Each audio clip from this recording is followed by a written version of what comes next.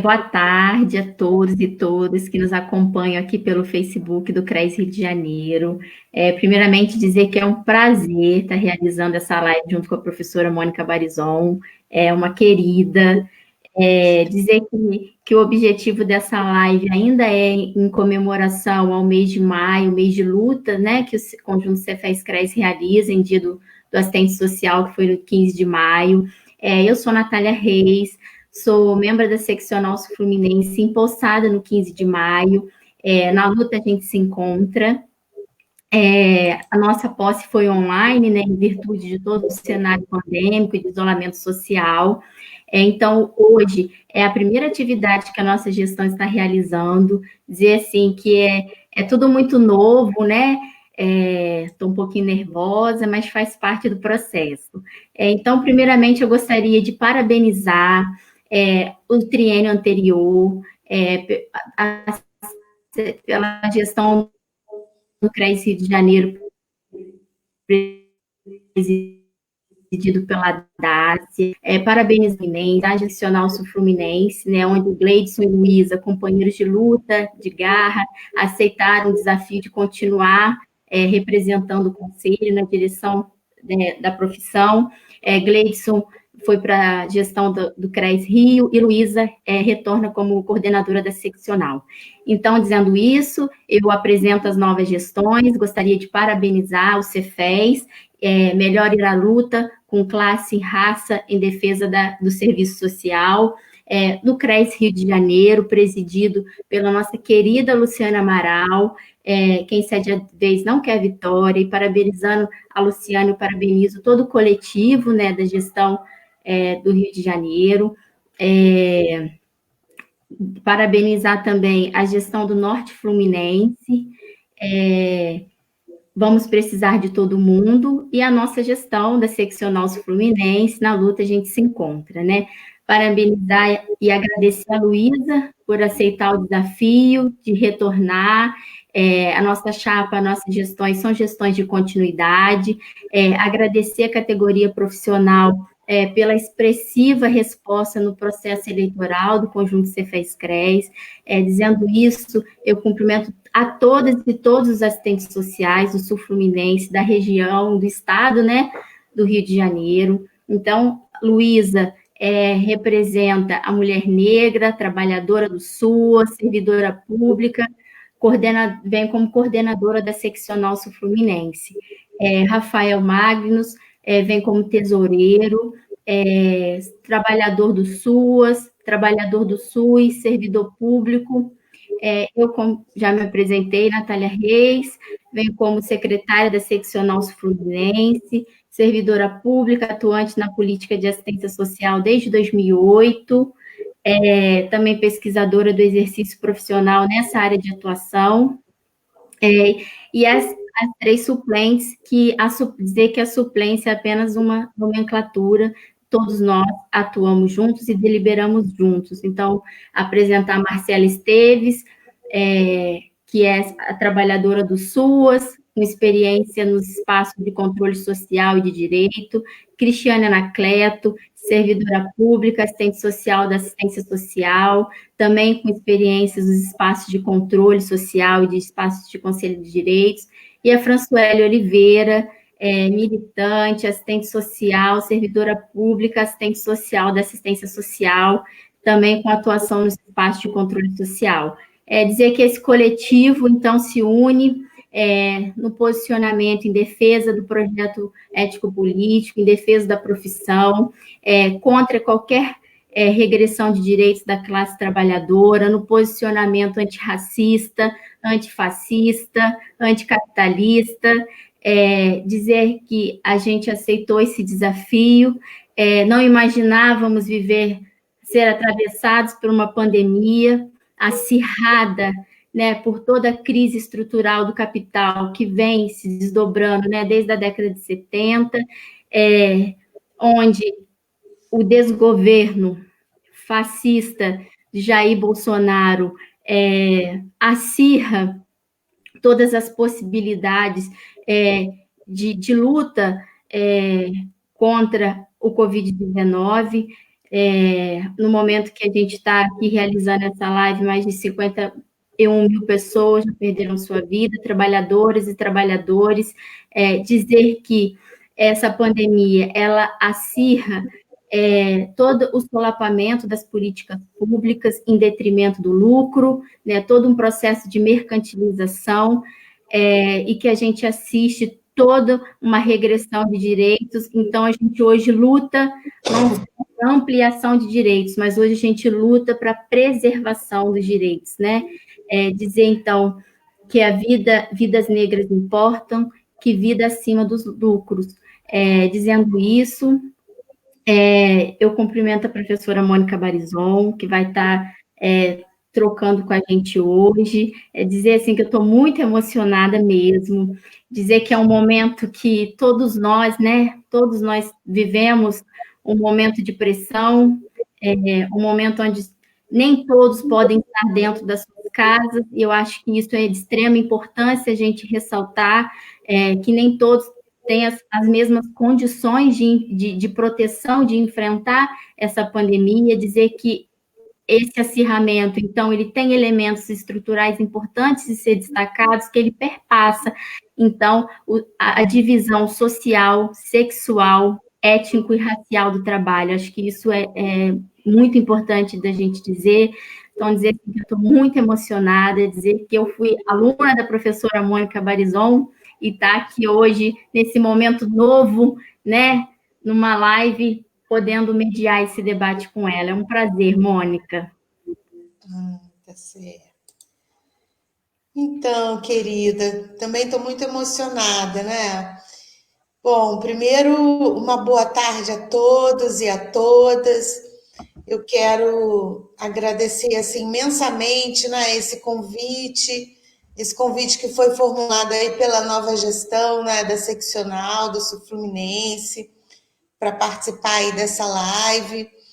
E assim, desde já eu quero dizer que eu desejo muito sucesso, né, para cada conselheiro, cada conselheira nessa tão importante tarefa, né, que é de fomentar aí a organização política da categoria profissional aqui na nossa região do Sul Fluminense.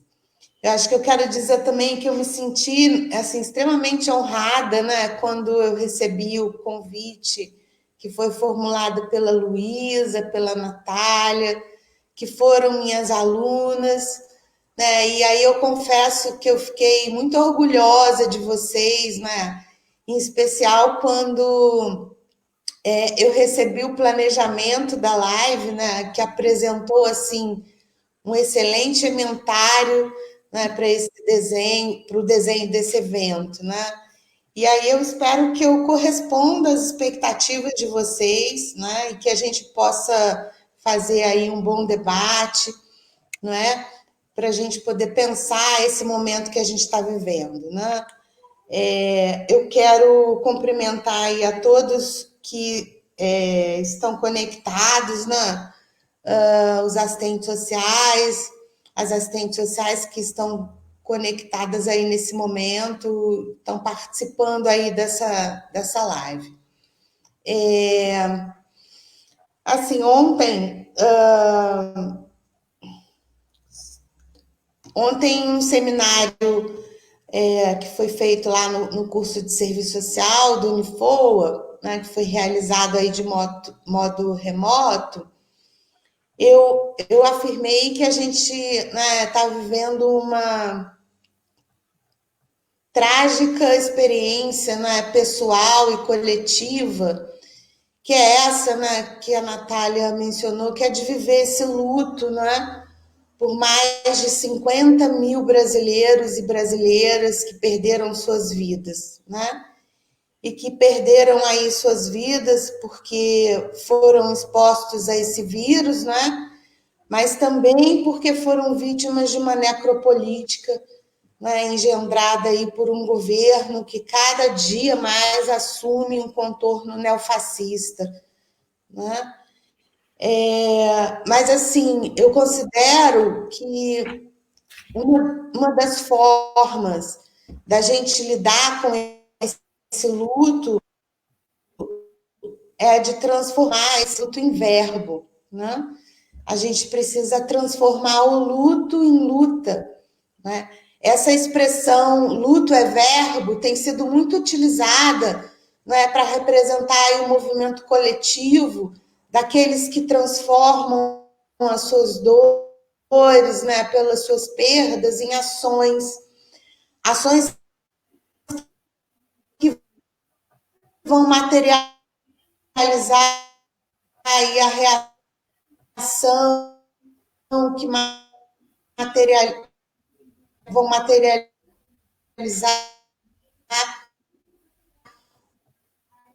o enfrentamento, né? Trabalhadores que lutam aí contra essas forças ultra neoliberais, né, e neofascistas.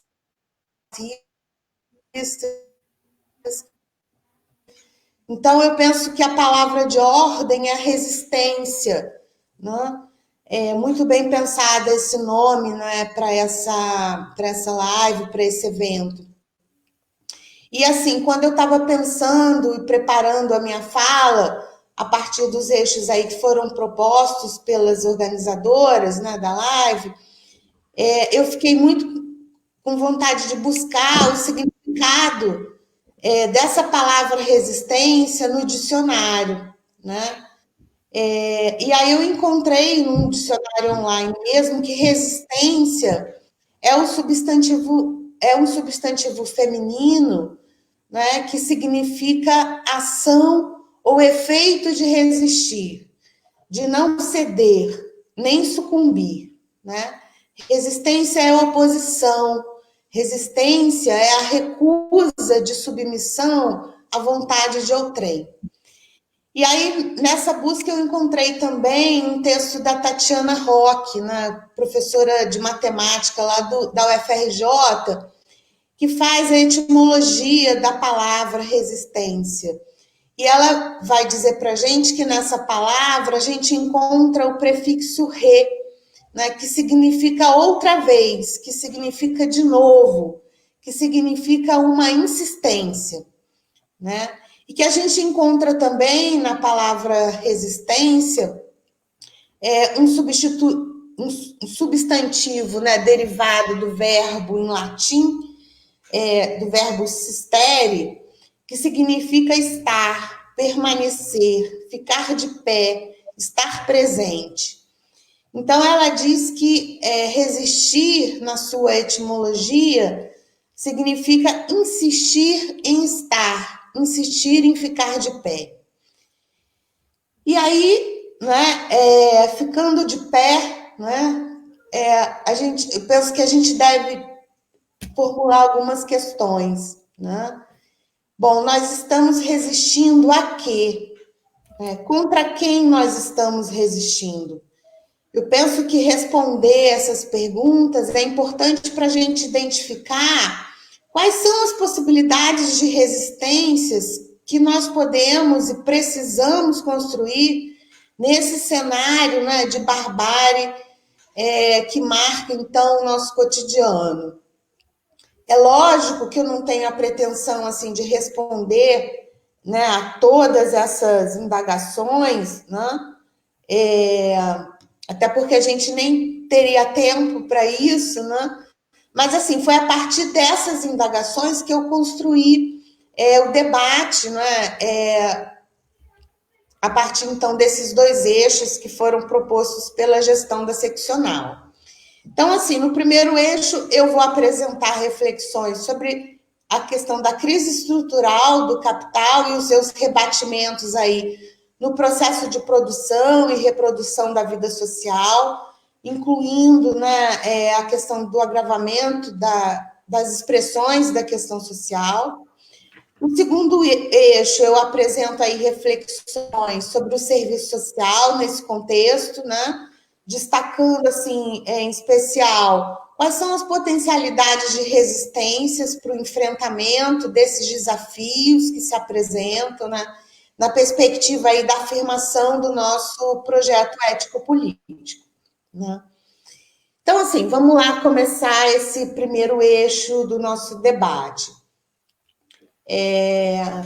eu estou assumindo um pressuposto, né, que não foi a pandemia, né, conforme a Natália já anunciou, né, na sua fala inicial, que produziu essa crise, não é, sem precedentes do capitalismo, né? A pandemia ela apenas vai desnudar um processo que já estava em curso no Brasil, né? Não só no Brasil, mas no mundo. Eu penso que muitos autores têm analisado, né, têm falado que a pandemia deixou o capitalismo nu, né? Os fetiches aí construídos no campo das ideologias, né, já não vão conseguir mais esconder essa barbárie do capitalismo, né? E a produção acelerada em larga escala das expressões da questão social. E eu parto também de um outro pressuposto, que não foi o golpe, né, da Dilma, que impeachmentou a Dilma Rousseff em 2016, que desencadeou essa crise do capital, nem mesmo a eleição de Bolsonaro, né, em 2019. Eu penso que o golpe de 2016, a eleição do Bolsonaro, né, fazem parte aí de um mesmo pacote, fazem parte de um projeto de sociedade da elite brasileira que está em curso no Brasil desde a década de 90. Né? Eu ouso dizer, né, uma ousadia dizer que nem mesmo diversos aspectos aí dos governos de Lula e Dilma são pontos fora da curva desse projeto. Né? É óbvio que a gente vai encontrar aí muitas particularidades em cada um desses processos, né, da política brasileira, e que a gente precisaria construir muitas mediações, né, para poder entender essas particularidades. Mas, assim, o meu argumento é que existe um fio condutor nesses processos históricos que está vinculado aí a um projeto de sociedade, né, que tem sido desenhado pela classe dominante no bojo da crise estrutural do capital. Né? O Brasil ele faz parte aí da chamada periferia do capitalismo, e aí, como todos os países do mundo, vem sofrendo, né, esses nefastos efeitos da crise estrutural do capital, né, e das respostas que vêm sendo construídas pela classe dominante para enfrentar essa tal crise desde o final do século XX. Né? E aí não tem como a gente trazer para o debate o filósofo marxista, né, o Estevão Mesaros, que vai apresentar análise sobre essa crise estrutural do capitalismo. Né? As análises de Mesaros indicam que a crise de acumulação do capital, assistida aí desde a década de 70, não pode ser considerada como uma crise cíclica, né? Como mais uma crise cíclica que vem marcando aí a dinâmica do capitalismo. Né? Ele afirma que o capitalismo vive, então, uma nova forma de crise. Ele vai dizer que as crises cíclicas anteriores, né, do capitalismo, elas se resolviam no interior de uma dada estrutura política. Né? Entretanto, essa crise estrutural, né, que a gente vivencia desde da década de 70 no mundo e da década de 90 no Brasil, ela afeta a própria estrutura política, que deveria corrigir, né, os erros que impuseram, então, essa recessão econômica. E aí o Mesaros vai explicitar para a gente que essa novidade dessa crise estrutural, ela reside na sua natureza, né, que vai ter algumas características peculiares. Ele fala que essa crise tem um caráter universal, né, ou seja, ela afeta todos os ramos da produção, todos os tipos de trabalho. Ele fala que essa crise estrutural tem um alcance global, né? Então atinge todos os países do planeta. Ele vai dizer que a escala de tempo dessa crise é contínua e permanente, né? Ao invés de ser limitada e cíclica, como as crises anteriores. E ele fala que o modo de evolução dessa crise é silencioso, né? Ou seja, as crises cíclicas, os colapsos eram mais dramáticos, né? Enfim, e essa crise estrutural, ela é silenciosa. Então, ela dura mais tempo, ela é silenciosa, ela atinge todos os países, né? E atinge todos os tipos de trabalhadores. Então, assim, o capital, na análise de Mesaros, está numa fase que não encontra mais soluções duradouras para suas próprias contradições, né?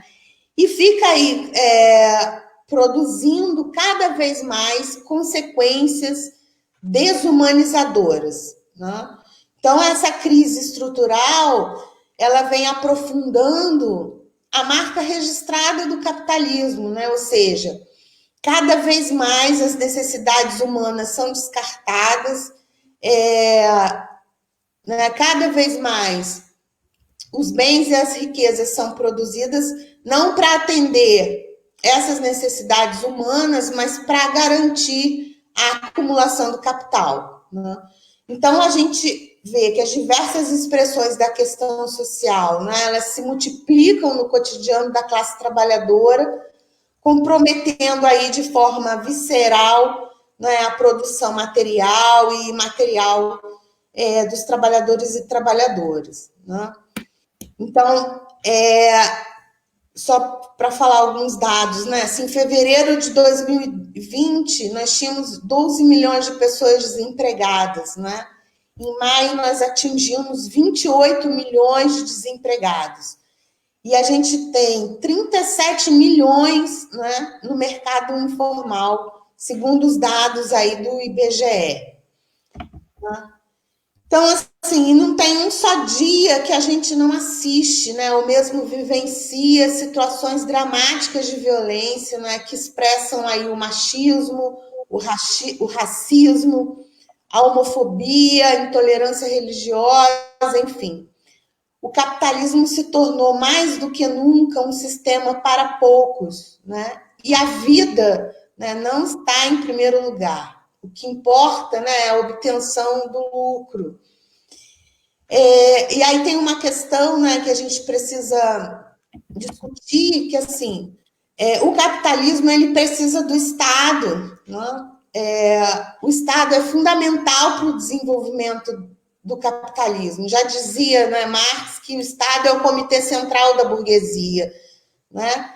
E aí, por que ele precisa do Estado? Né? Justamente porque no processo de produção da questão social, né, ele precisa conter a reação dos trabalhadores que vivenciam, então, as suas expressões, né, as desigualdades sociais. Aí, outro dia, eu escutei a professora Eblin Farage, da UF, né, dizendo que o Estado é um agente impulsionador do projeto da classe dominante, né, porque tem que permitir que a desumanidade do capital, do capitalista, né, seja uma desumanidade legal. Né? Então, a gente tem assistido a ampliação de ações coercitivas do Estado, né, tratando aí a questão social como caso de polícia.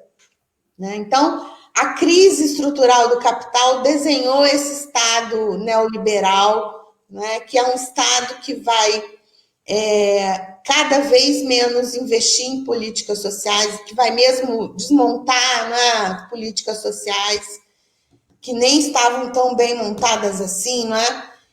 E que vai ser aliado do desenvolvimento do capitalismo, né? Então, isso vai significar, né, conforme a Natália já anunciou aí, a retirada dos direitos trabalhistas e previdenciários, né, significa a precarização das relações e condições de trabalho, né, que vai, e a gente pode incluir aqui, né, o aumento impressionante do trabalho análogo ao trabalho escravo, né? Vai significar a privatização dos serviços públicos, né, e das riquezas, né? Hoje a gente acabou de ver o resultado da votação do Senado, que aprovou o projeto de privatização da água e do saneamento básico, né? Enfim, a gente vai assistir o desmonte do financiamento, o sucateamento das políticas sociais, né? A gente sabe, nós assistentes sociais sabemos muito bem, né, como é que esse processo está acelerado, né? O sucateamento da política de saúde, educação, assistência social, previdência social.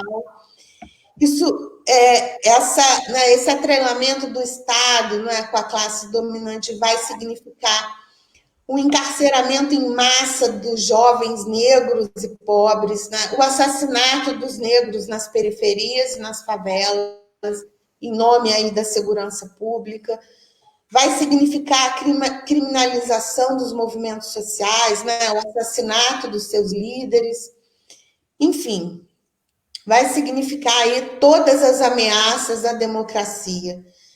Democracia que se torna cada vez mais blindada, né? As reivindicações da classe trabalhadora, conforme analisa o professor Demier, lá da UERJ.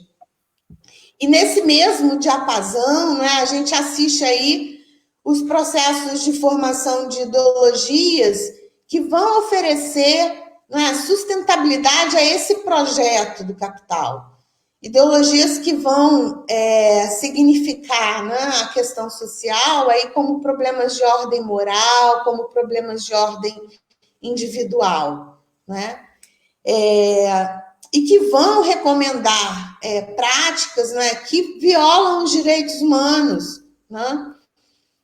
Direitos humanos esses que o próprio liberalismo, né, reconheceu como um marco de civilidade depois da Segunda Guerra Mundial. Então, essas ideologias que alguns autores chamam de neoconservadoras, né, enfim, difundidas aí pelo neopentecostalismo, pelas redes sociais, pela mídia tradicional, enfim.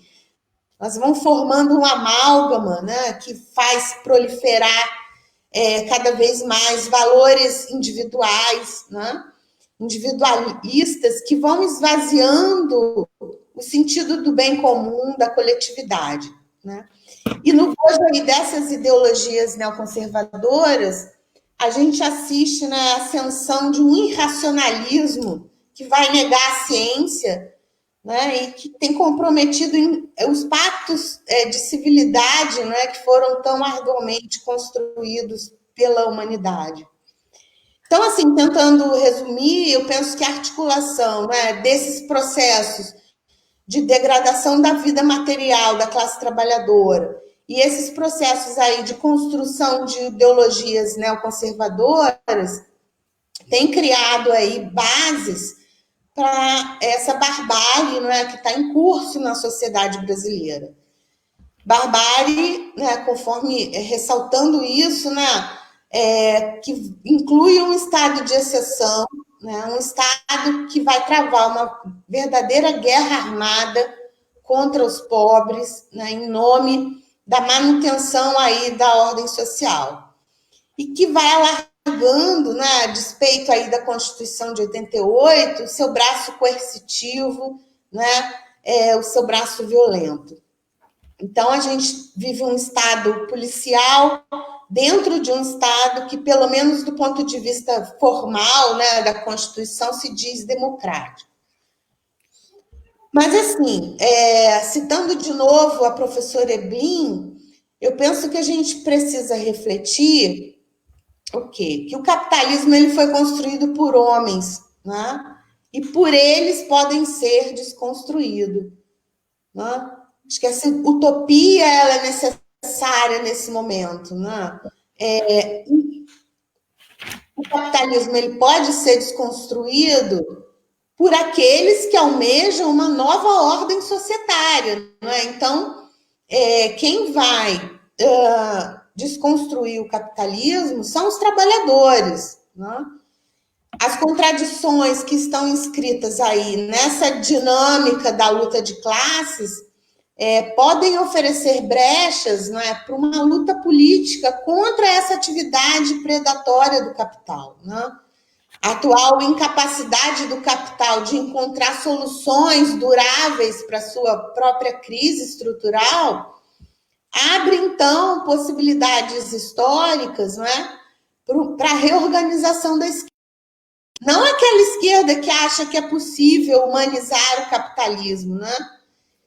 Enfim, a hegemonia ela está em disputa, né?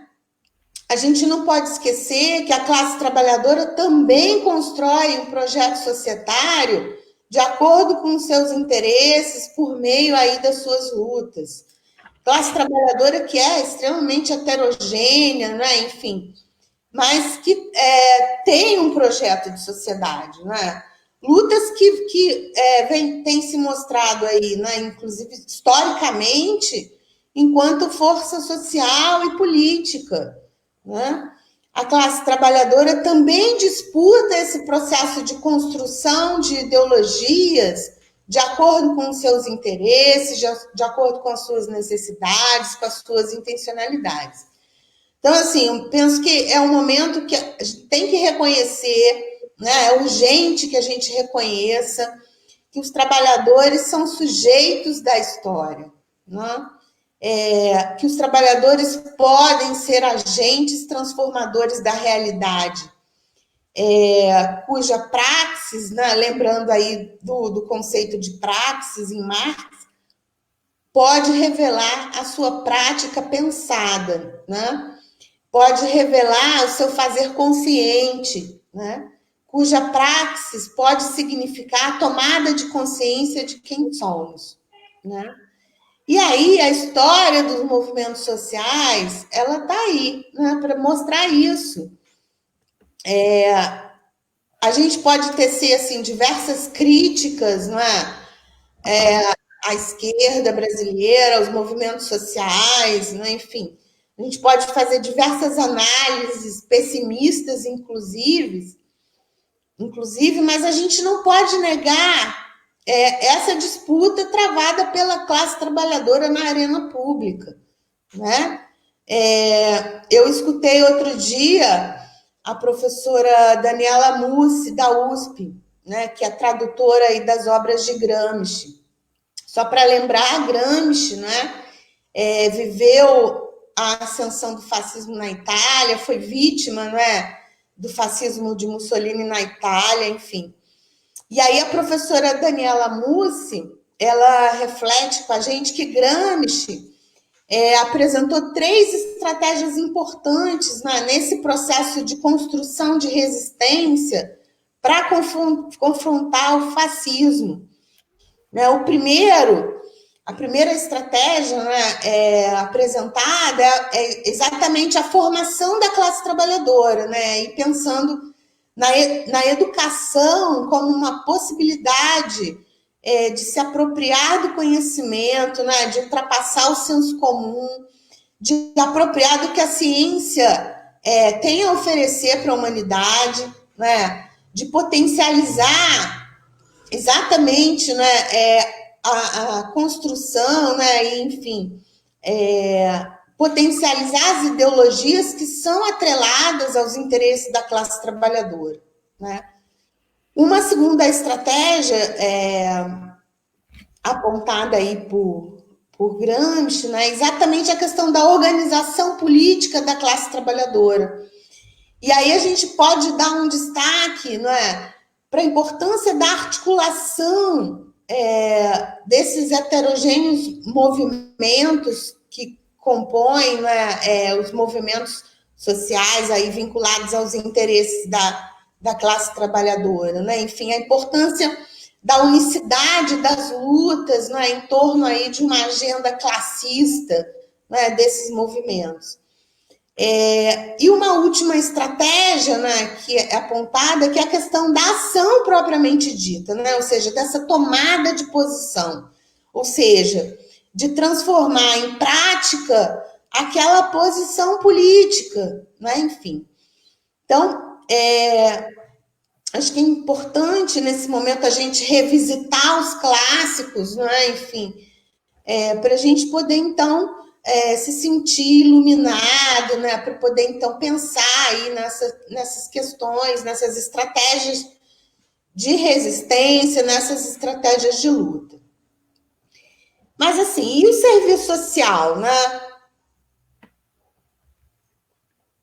e o serviço social nesse debate todo. E aí a gente já começa o segundo eixo para tratar aí dessas questões relacionadas ao serviço social. Nós sabemos, né, que o assistente social, enquanto um trabalhador assalariado, ele sofre rebatimentos, né, no mundo do trabalho, dos impactos dessa crise estrutural, né, do capital. A gente é trabalhador, trabalhadora que sofre a superexploração da força de trabalho, a precarização das nossas condições e relações de trabalho, né? E sendo o nosso principal locus de atuação a política social, né, que está cada vez mais sucateada e fragmentada, a gente não encontra muitas vezes meios, né, de trabalho para a gente poder, então, alcançar aí os objetivos. Nesse contexto da pandemia, né, muitos assistentes sociais estão na linha de frente, né, muitas vezes sem equipamentos de proteção, né, adequados, sofrendo aí os riscos de contaminação. Muitos colegas já se contaminaram, né, muitas assistentes sociais aí pelo Brasil afora já perderam suas vidas, né? Ou nesse contexto da pandemia e no contexto do isolamento social, muitos assistentes sociais, né, lidam aí, estão tentando lidar com a exaustão, né, que é provocada aí por esse chamado home office, né, o trabalho em casa. Né, muitos assistentes sociais têm vivido essa insegurança, né, essas ameaças de perder o emprego, enfim. Estamos todas e todos no mesmo barco, né, de todos os trabalhadores e todas as trabalhadoras brasileiras. Né?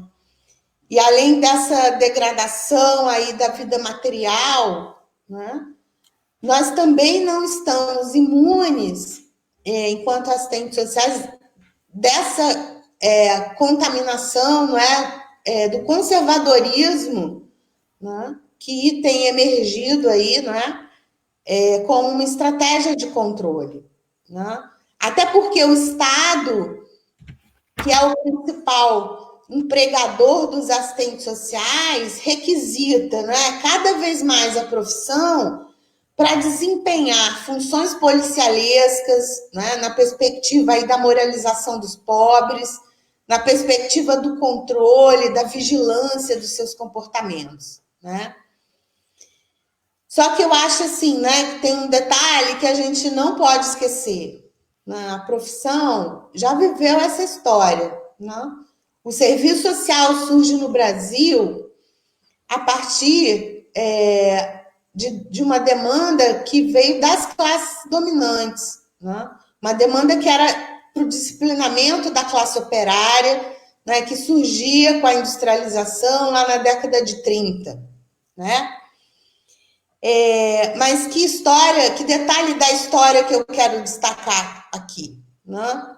Eu penso que o serviço social já produziu uma vacina contra essa contaminação do conservadorismo, né? A articulação do serviço social com os movimentos sociais, né, com os movimentos sindicais, que lutaram lá na década de 60 e 70, né, contra a ditadura militar, né, e pela redemocratização do país, né, foi determinante, né, para a construção de um novo projeto ético-político dessa categoria, pautada aí na defesa intransigente dos direitos da classe trabalhadora, né? Então, fazendo aí, né, uma metáfora, a vacina contra o conservadorismo, né, que pode invadir a profissão, invadir a prática, o trabalho de muitos assistentes sociais, né, foi a participação ativa nos movimentos sociais. Movimento social que naquele cenário, né, da ditadura, por meio aí de vigorosas greves e etc., de diversas outras estratégias também, foi capaz de pressionar, né, para que a ditadura chegasse ao fim, foi capaz de garantir, né, a promulgação de uma Constituição Cidadã em 1988, e foi capaz, né, conforme disse ontem o professor Marcos Aurélio, né, num evento do Serviço Social, foi capaz de retardar pelo menos 10 anos, né, do neoliberalismo no Brasil, né? Então, assim, essa experiência histórica é sinal de que a construção de resistências é possível, né? E a profissão, né, o serviço social, participou ativamente desse processo em articulação com os movimentos sociais, né? Então, o serviço social, ele combateu o conservadorismo, né, na medida em que seu projeto profissional foi construído justamente a partir dessa vinculação da profissão com os movimentos sociais e sindicais. Acho que eu não vou cansar de repetir isso. E assim, eu acho que a gente não tem mais tempo de ter crise de identidade, né? Eu acho que já passou da hora da gente saber, né, o que significa considerar o serviço social enquanto uma profissão inscrita na divisão social e técnica do trabalho, né? O que significa um profissional, que o assistente social é um trabalhador assalariado, enfim.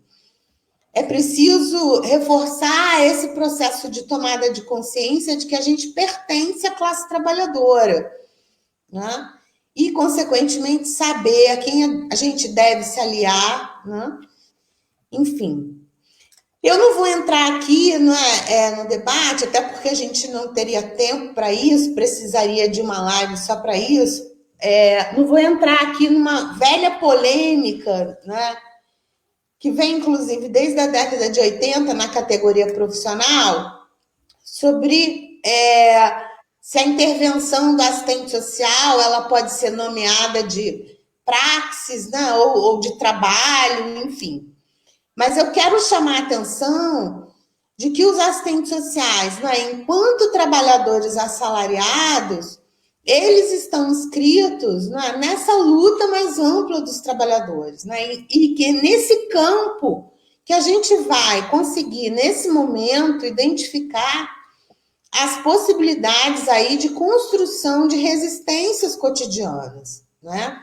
Então, o caminho da construção de resistência vai perpassar pelo fortalecimento, né, dessa organização política da categoria profissional, né, o que deve significar o fortalecimento da articulação com os movimentos sociais, né? Então, eu considero que o projeto ético-político do serviço social, ele só pode ser fortalecido, né, na medida em que a categoria profissional fortaleça a sua organização política, né? E essa organização política, ela pode começar no nosso cotidiano de trabalho, né? Mas ela não se encerra no nosso cotidiano de trabalho, né? Mas acho que é interessante a gente falar, né, de como é que essa organização política pode começar no nosso cotidiano de trabalho, né? Que possibilidades que a gente pode construir, possibilidades de resistência. E aí são várias as possibilidades de resistência, né? Enfim, são desafiadoras, mas a primeira delas, né?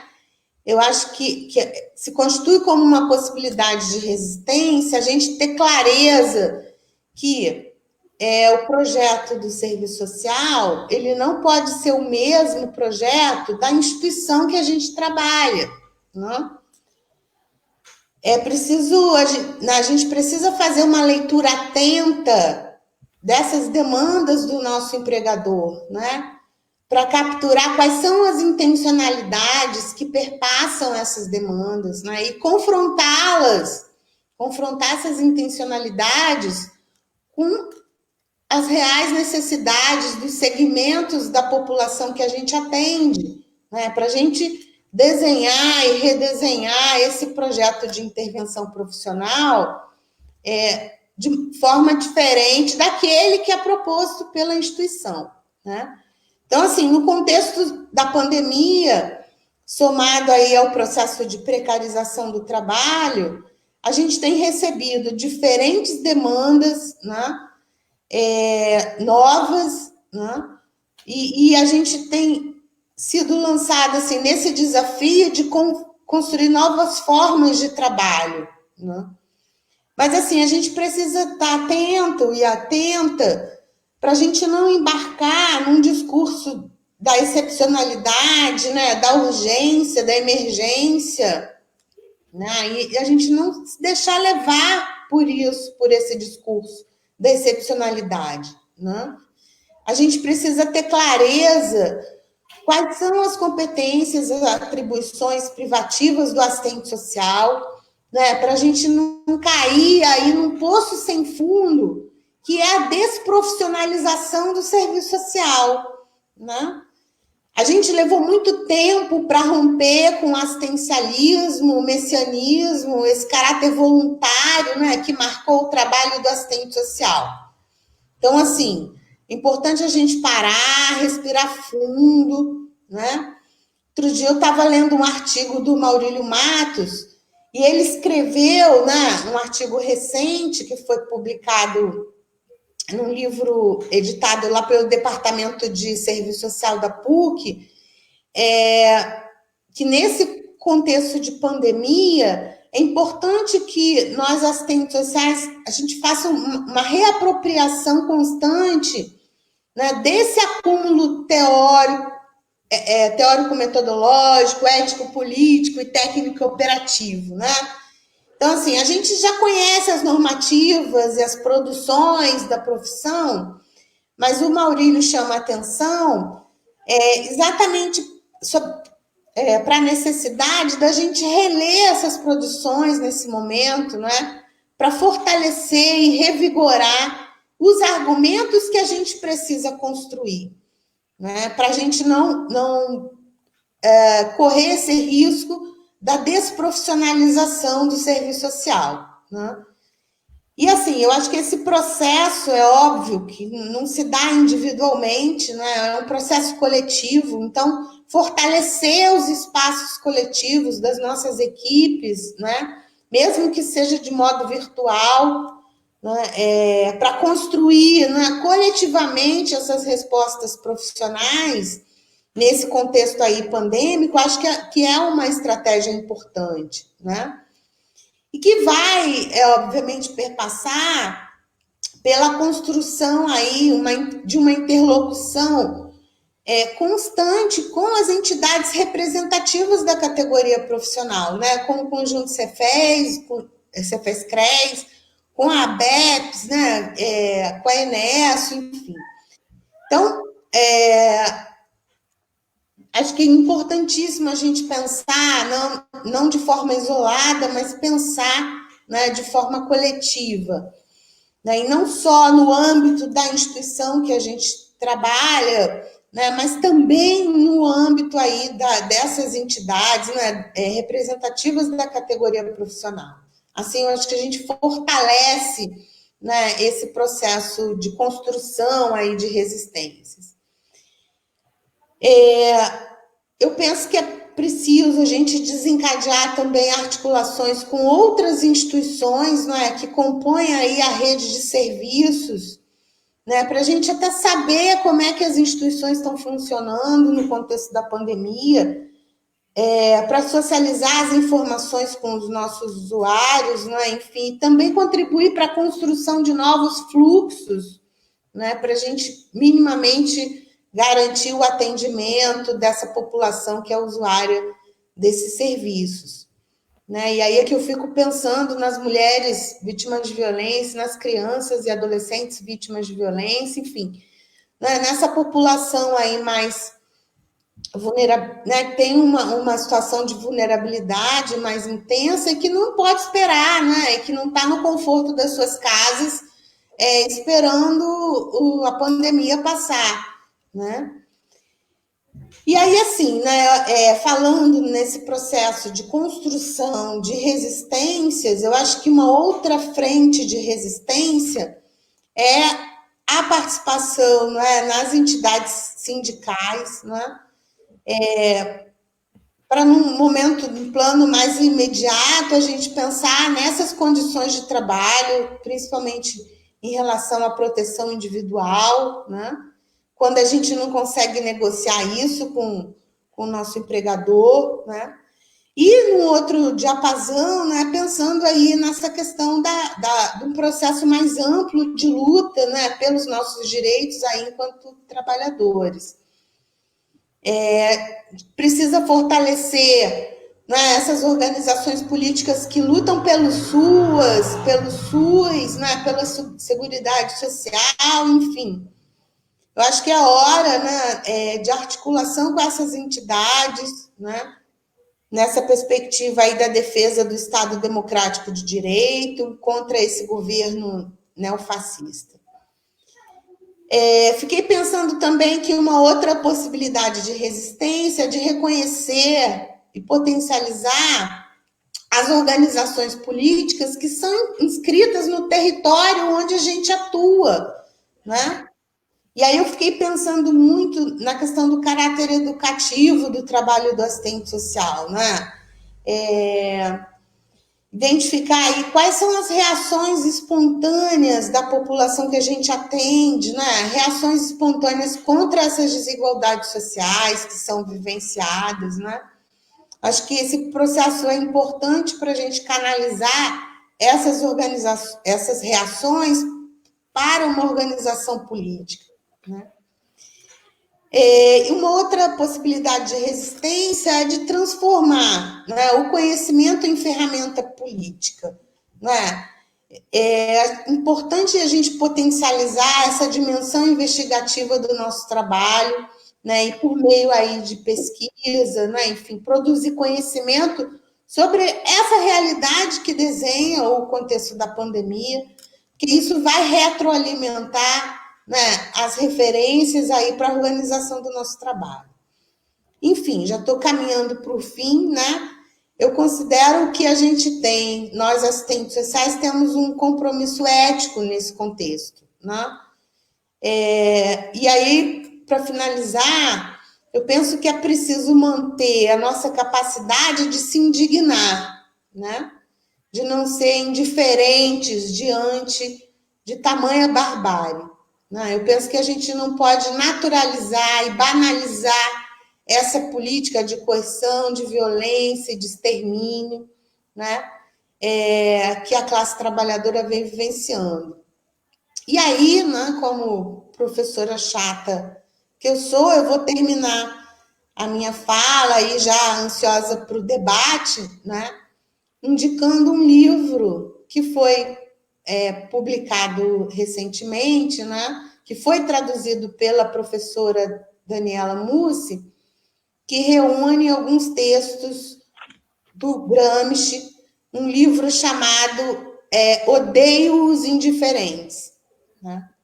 Então, fica aí uma dica de leitura e que, quem sabe, a gente pode construir um espaço de leitura coletiva, né? Para reforçar aí as nossas fundamentações e para a gente ganhar fôlego para a nossa luta cotidiana. É isso. Mais uma vez, obrigada. Estou aí disponível para o debate. Queria agradecer, professora Mônica, pelas brilhantes reflexões, muitos comentários, muitos alunos agradecendo pela fala, agradecendo pelas reflexões, colocando que estão com saudades, alunos que já foram do curso de serviço social, hoje são assistentes sociais atuantes aqui no Sul Fluminense, engajados na luta, como Maria, citando a sua importante reflexão. E aí temos algumas questões, antes de colocar algumas questões que foram pontuadas tanto no primeiro eixo quanto no segundo eixo, tem uma questão que foi colocada que é até para a gente mesmo do conjunto responder, que pergunta de qual forma que o Conselho pretende se posicionar frente à crise sanitária e todo o sucateamento do SUS, onde muitos hospitais estão sem os recursos, hospitais de campanhas que não estão prontos, enfim, assistentes sociais sem mínimas condições de trabalho. E aí, assim, respondendo especificamente essa questão, dizer que o conjunto Cefes-CRES está atento, o conjunto Cefes-CRES é um conselho que não exerce uma função cartorial apenas, é um conselho que tem uma dimensão ética e política, é um conselho que está articulado, né, às demais lutas da sociedade, com as outras representantes, como a BEPS, com a Enesso. Então, o Cefes e o CRES têm emitido notas, pareceres. A gente tem uma função precípula, né, que é a fiscalização do exercício profissional, mas a nossa dimensão ética, política e pedagógica. Então, a COF, né, a Comissão de Orientação e Fiscalização, está atenta a essas questões, a falta de EPI, as condições éticas e técnicas, né, que os assistentes sociais estão expostos, pensando nas resoluções que temos. Então, o CRES já emitiu notas e parecer sobre a atuação dos assistentes sociais na assistência social, na saúde. A COF tem feito um trabalho atuando assim que recebe alguma denúncia, já temos um ofício onde a gente, assim que recebe alguma denúncia, a gente encaminha esse ofício para poder identificar. Então, o posicionamento do Conselho é um posicionamento ético, é um posicionamento político, não está atrelado apenas à fiscalização. A nossa preocupação é com o exercício profissional e com a qualidade desse exercício profissional, com o usuário que vai ser atendido pelo serviço social. Como bem a Mônica colocou, professora Mônica, a nossa profissão, historicamente, há 40 anos, ela se posicionou, né, no alinhamento a um projeto profissional crítico em defesa da classe trabalhadora. A nossa profissão, ela tem lado, a classe trabalhadora, são os segmentos mais pauperizados e, como bem a professora Mônica colocou, vão ser os mais atingidos, já são os mais atingidos pela superexploração do capital. Diante de todo esse cenário de crise, nós, assistentes sociais, temos, então, o nosso compromisso ético e político de aprender sobre essa realidade. Então, o conjunto Cefes-CRES, respondendo à questão, qualquer dúvida, temos nos sites, né, o e-mail da COF, qualquer situação que algum assistente social possa estar vivenciando, né, no seu campo de atuação profissional, que esteja infringindo as condições éticas e técnicas do trabalho, que envie um e-mail para a COF. O que eu não consegui responder aqui, a gente se coloca à disposição para construir coletivamente. Colocando um pouco do que foi pontuado, tanto do primeiro ponto quanto do segundo ponto, Mônica, a primeira questão pediu para que você falasse um pouco melhor sobre a necropolítica. Tem uma questão também que um assistente social colocou, afinal, a que nós estamos resistindo? Ele colocou essa indagação. Colocou também que essa questão, né, dos assistentes sociais muito em estarem inseguros, com medo de trabalhar diante, né, da desproteção mesmo. Aí entra até numa questão que eu coloquei também, que da falta de EPI, né, das condições de trabalho, né, você traz essa questão de nós, assistentes sociais, como classe trabalhadora que somos, então somos atingidos também sobre todos esses processos de superexploração. Tem uma outra questão também que coloca que como, aí é uma pergunta bem formulada, né? Como no cotidiano de trabalho profissional os assistentes sociais podem usar estratégias diante de toda a corrupção e falta de equipamentos básicos no atendimento às vítimas, né, do coronavírus, às vítimas da pandemia, né? Qual é a estratégia que o assistente social pode usar no seu cotidiano frente a essa questão? no geral, foram essas questões que foram colocadas, e no mais é ressaltando as reflexões que você colocou, concordando, mas no geral foram essas questões que eu coloquei. Deu para entender? Quer que eu repita alguma coisa? Não, eu fui anotando aqui enquanto você estava falando. Bom, primeiro quero mais uma vez mandar um beijo, né, para todos os assistentes sociais, todas as assistentes sociais que estão aí acompanhando esse evento, né, esse evento importante que inaugura aí, então a nova gestão da seccional do Sul Fluminense. Enfim, mandar um abraço aí para minhas colegas assistentes sociais, que foram as minhas alunas, né? Muita saudade de vocês. Enfim, e aí vamos lá para as questões, né? Para a gente continuar o nosso debate aí. Bom, essa questão, né, da necropolítica, né? Acho que essa expressão é a política da morte, né?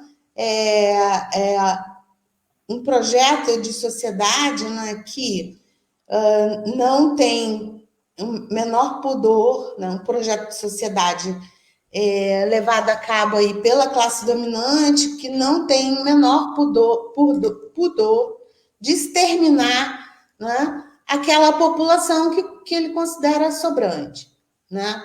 Então, incomoda, né? O pobre incomoda, então a gente pode, né, usar o Estado, por meio aí de seu aparato policial, né, para então exterminar esses sujeitos, né? E aí a gente tem uma escalada da violência do Estado contra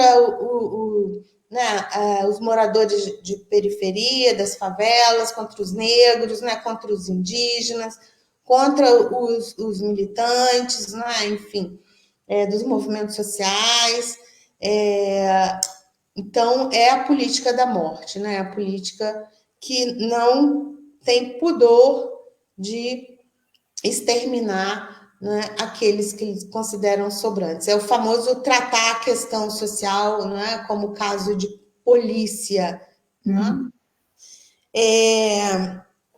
E aí, um outro colega que pergunta a que estamos resistindo?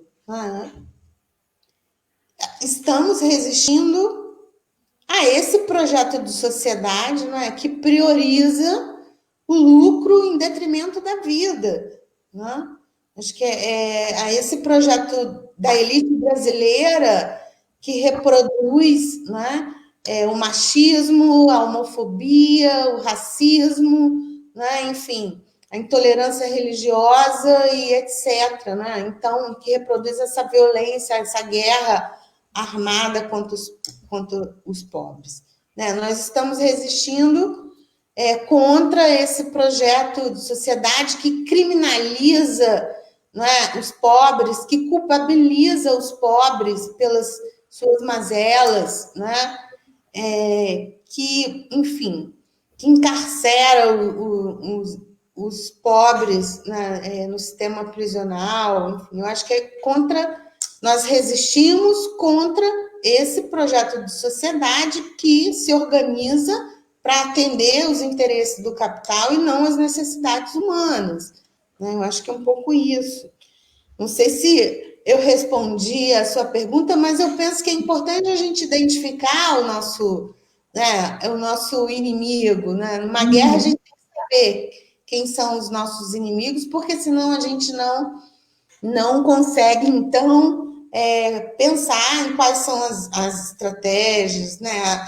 Quais são as nossas táticas aí de guerra. E aí, por isso que eu falei, né, dessa importância da gente, enquanto assistente social, diferenciar o projeto institucional, né, do projeto de serviço social. Isso parece fácil e simples, mas não é, né? Porque no nosso cotidiano a gente é engolido por demandas, né, burocráticas, rotineiras, enfim, que muitas vezes a gente acaba reproduzindo um discurso da instituição e não consegue identificar quais são as intencionalidades que estão por trás desses discursos. né? Então, assim, é importantíssima essa diferenciação, né, do projeto de serviço social, do projeto institucional, naquele espaço ocupacional que a gente está ali ocupando, né? E aí, falando dessas duas questões, né, da questão do medo do trabalho, né, acho que todo mundo está vivendo esse medo do trabalho no cotidiano, né, de quem está aí na linha de frente. Hoje mesmo, trabalho remoto, né, o Tribunal de Justiça já fala em voltar ao trabalho a partir da semana que vem. Então, a equipe está, né, a gente está no WhatsApp o tempo inteiro, a gente se falando, tentando entender essas normativas institucionais e com certeza o pano de fundo é esse medo de voltar, né? Como é que a gente vai voltar, então? Porque a gente não sabe se vai ter equipamentos de proteção, né? Enfim. E aí eu penso, até quando eu escrevi né, a fala, quando eu preparei a fala, eu pensei nessas questões, né? Eu acho que a gente tem que, reconhecendo que a gente é classe trabalhadora, a gente tem que recorrer aos sindicatos, né? E pensar nessa inserção no movimento sindical para o fortalecimento dessas lutas. Então, o sindicato vai produzir interlocução com o nosso empregador, né? E pensar que essas estratégias elas nunca são individuais, elas são coletivas. Então, o passo menos um, né? O passo menos um aí é fortalecimento da equipe, né? Fortalecimento da equipe nesse processo aí de luta e até de um apoiando o outro, né? Enfim. Acho que essa experiência é bem bacana, assim, né? O quanto o fortalecimento da equipe é importante. Eu não sei se eu já respondi, Natália, todas as questões, né? Acho que é um pouco por aí. E não tem uma solução mágica, né? Não tem uma receita de bolo, não tem uma resposta que vem de cima para baixo. Não, acho que é uma construção mesmo coletiva de resistência, né? Da gente não se deixar abater, conforme eu falei no início, né? A gente resistir a ficar de pé, né? A gente pensar, né, nas nossas utopias, nas nossas intencionalidades, enfim. E a gente não soltar a mão de ninguém, né? Exatamente, Mônica, assim, quando você começou sua fala, né, colocando sobre os eixos que a gente pensou para o debate, você colocou, você não sabia se ia contemplar os eixos, né? Queria te dizer que contemplou e muito.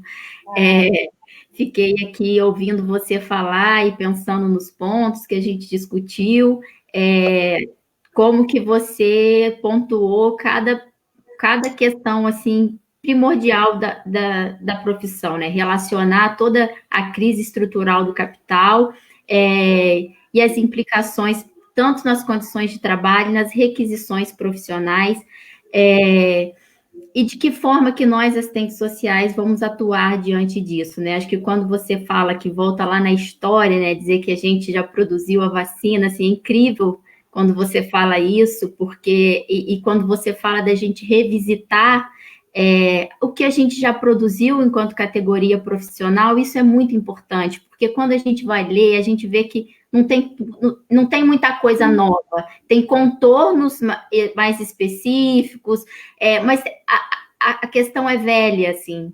Então, assim, essa coisa da luta, a gente construiu essa categoria profissional crítica na luta, né? A gente construiu o SUS, o SUAS, tanto o serviço social na Previdência, né, a Seguridade Social, porque essa categoria profissional esteve organizada junto com outros segmentos da classe trabalhadora, com os movimentos sociais. A gente pode, na história, revisitar isso.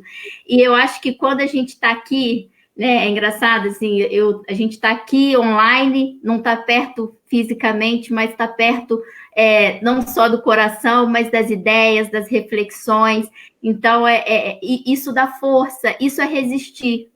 Eu olhando você falar e pensando na sala de aula, nas palestras que já estivemos juntas, e a gente está aqui, cada uma da sua casa, e as pessoas aqui comentando na live, isso é resistir.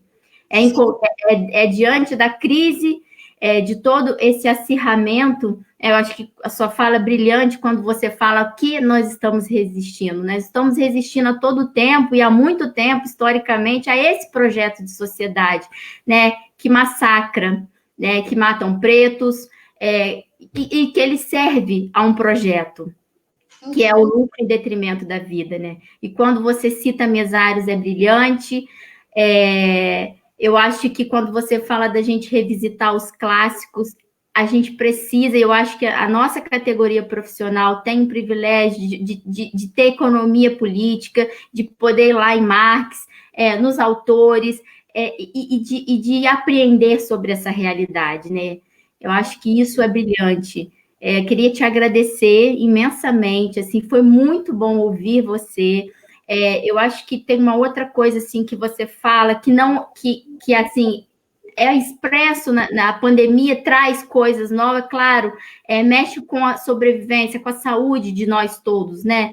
Mas tem uma coisa que é antiga, que eu me lembro de quando eu passei pela primeira gestão no CRES, quando você traz do projeto de intervenção profissional, né?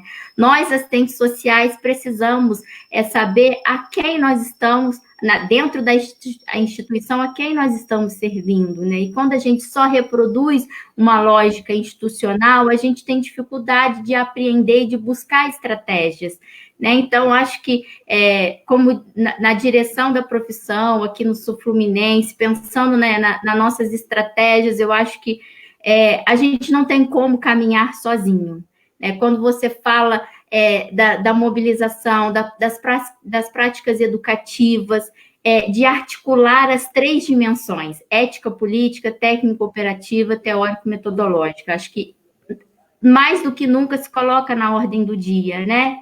E a questão do sindicato, assim, é essencial, né? Somos trabalhadores e a gente tem um baixo nível de assistentes sociais sindicalizados, a gente precisa, né, mais do que nunca, pensar como trabalhadores. E acho que tem uma coisa que você fala que é muito importante também, de que não dá mais para ficar com crise de identidade.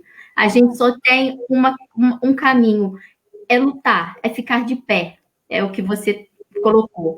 E eu queria, assim, para concluir, já assim, agradecendo de forma muito afetuosa, assim, muito carinho, dizer assim que é um prazer, é um prazer mesmo sempre te ouvir, enfim, é um carinho de longa data.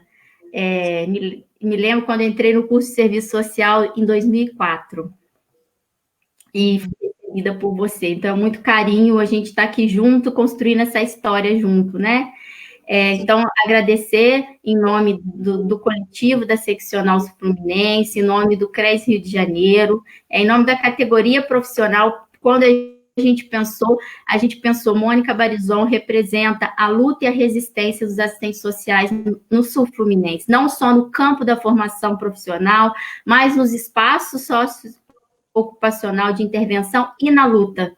Eu acho que a sua fala, ela condensa esses 3 elementos, então, assim, maravilhosa.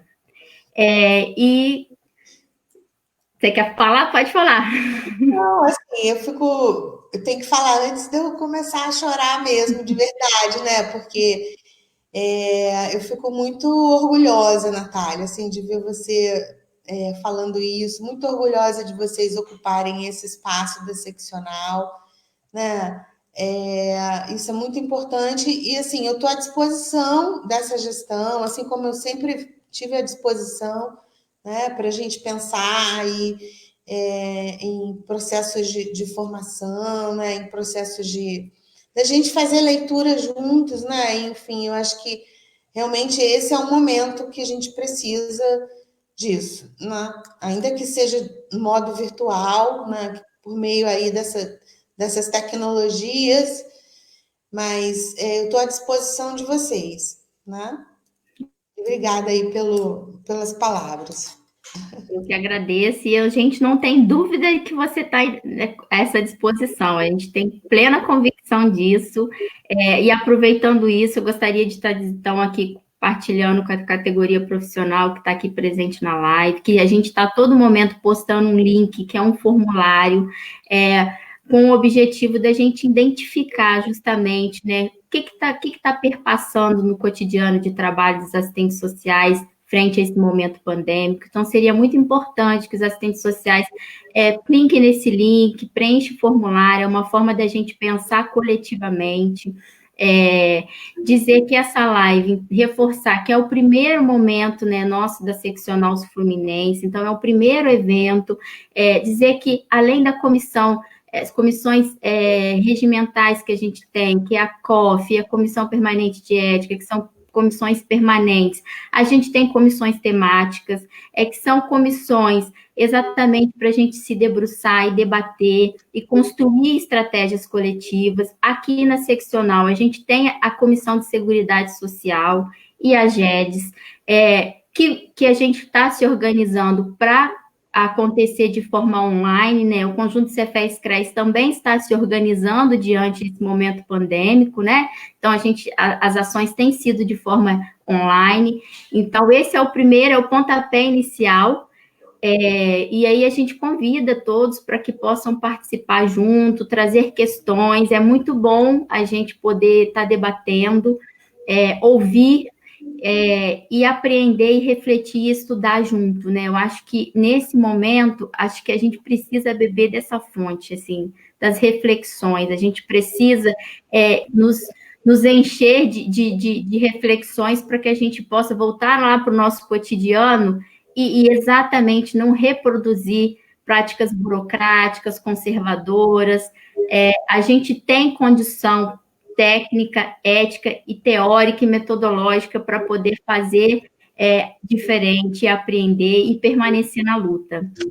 Então, gostaria, então, de agradecer a todos que participaram, de novo agradecer a Mônica, agradecer o coletivo da Seccional, Luísa, Rafael, Marcela, Cristiane, Françoele, que estão aqui presentes na live, no chat, dizer que é um prazer estar nesse coletivo com vocês, dizer que está na direção, na gestão da seccional, está no CRES, está nas entidades representativas da categoria, é um desafio e é uma forma de resistência. Então, eu fui desafiada novamente no CBAS ano passado, onde eu vivi um momento muito difícil da minha vida e fui convidada novamente a sair da zona de conforto. E é isso, e eu chamo todos os assistentes sociais para estar junto com a gente.